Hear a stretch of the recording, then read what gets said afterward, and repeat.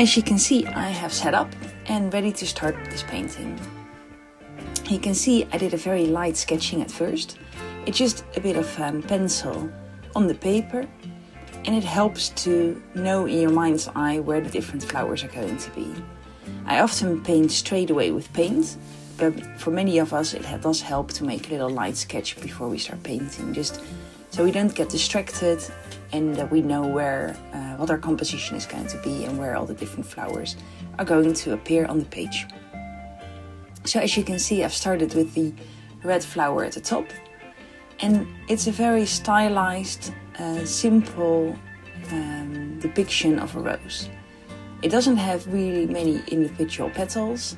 It's a very simple shape and a simple form, and anyone can make this. It's so easy and so fun, and it looks beautiful if you make a whole bouquet full of these round flowers, or if you use it to decorate, say, stationery, or you write a letter to put a few of these flowers around the corners.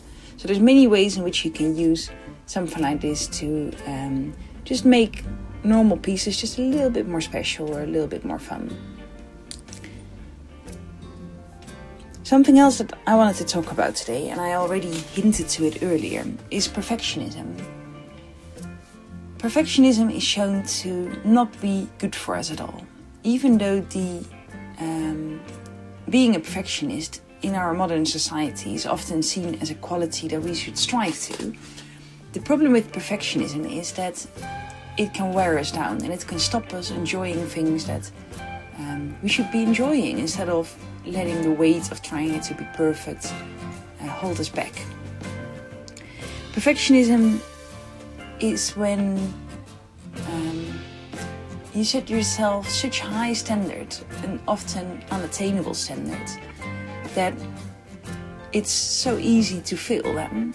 It's almost unrealistic to actually match these standards.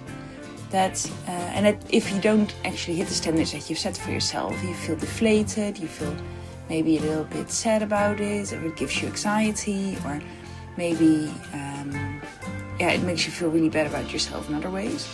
And that feeling is actually not very helpful.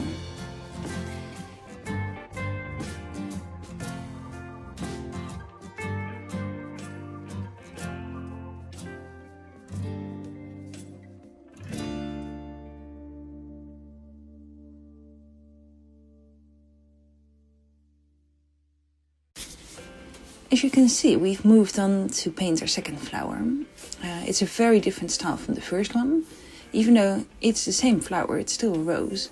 We look at it from a different angle, and I'm using much more detail to actually show all the different petals and the different textures of these leaves. Well, the first one was just a round, very simple shape. This one has much more edges and is much more precise and detailed. Even though I'm still using wet on wet technique, so I've made the paper a little bit wet where I used the paint. You can see that there's much more detail in this little painting.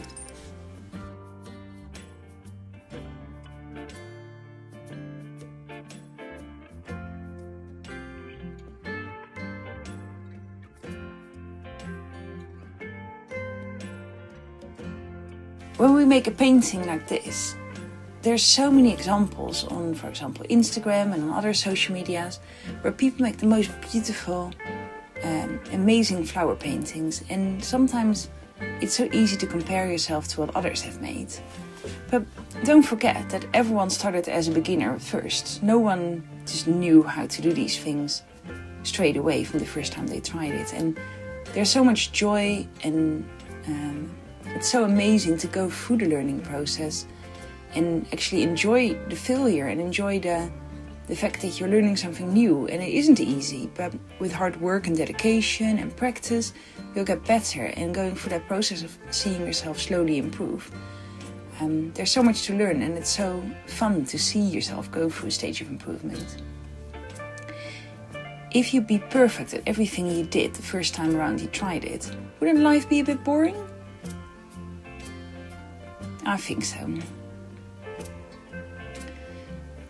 When we make a painting like this, where we paint flowers, there's so many different ways of painting a flower and showing off a flower.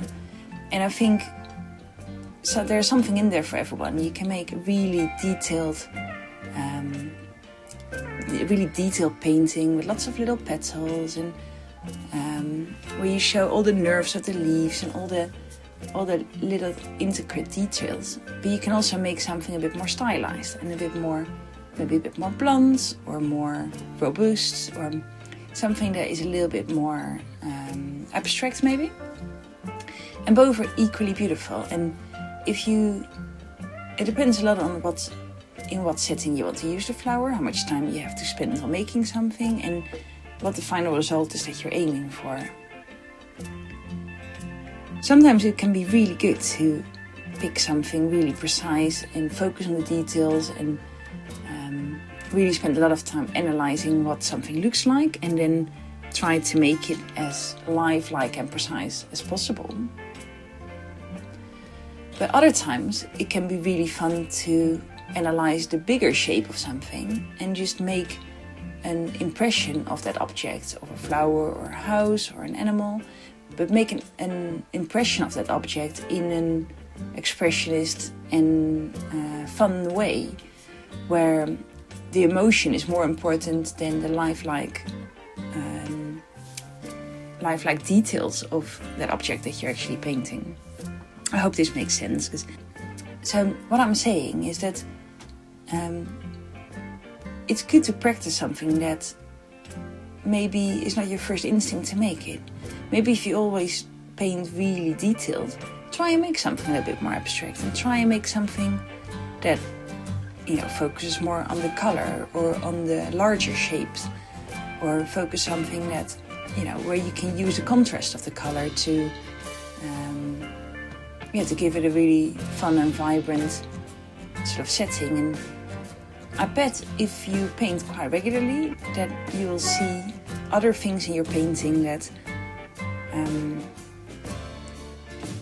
you will see other things in your painting come forward because of trying something else and looking at it from a different angle.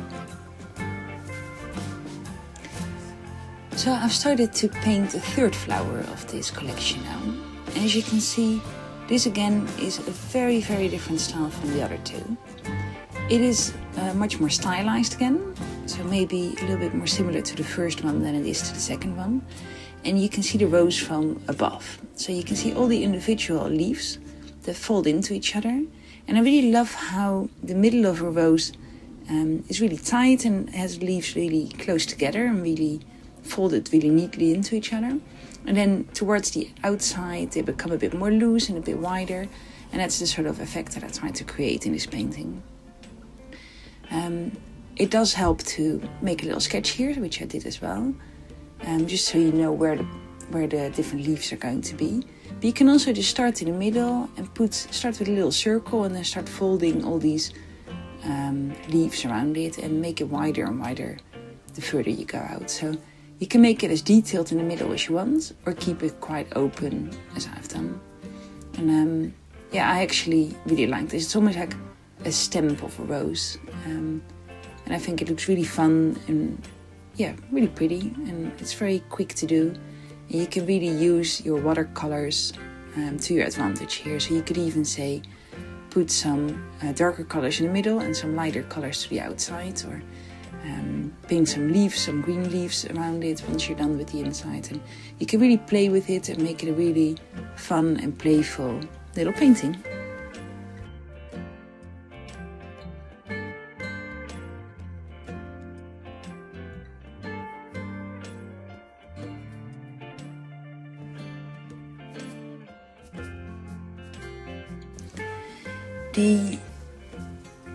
What I love about water paint is that being a perfectionist is almost a bit impossible, because the water has a mind of its own.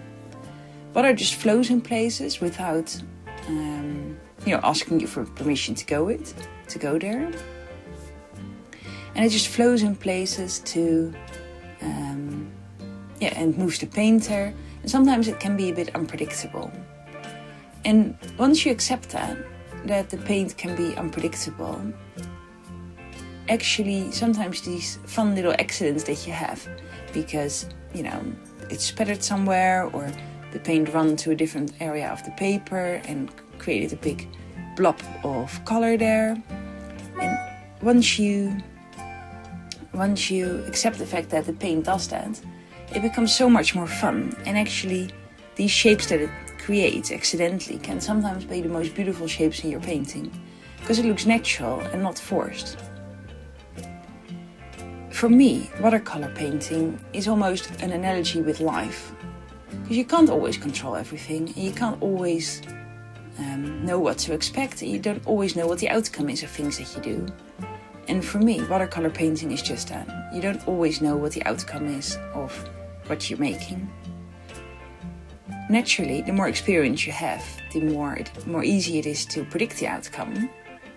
And that's the same in life. The older we get, the more experience we get, and with actions we take, it becomes easier to know what the results of our actions are going to be.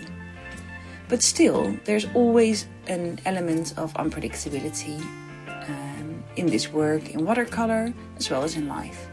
And I think because of that, it makes it such a perfect medium to do mindful painting with.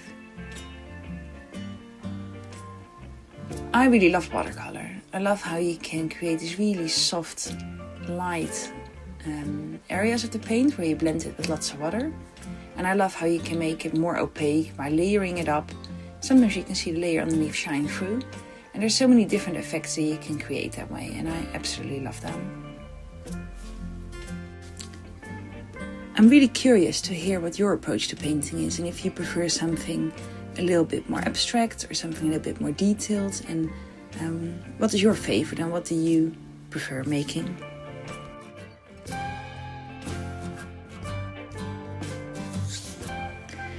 I'm planning to create at least one of these videos every month, and maybe more when I get the hang of it a little bit better. And I hope to see you again soon. Thank you!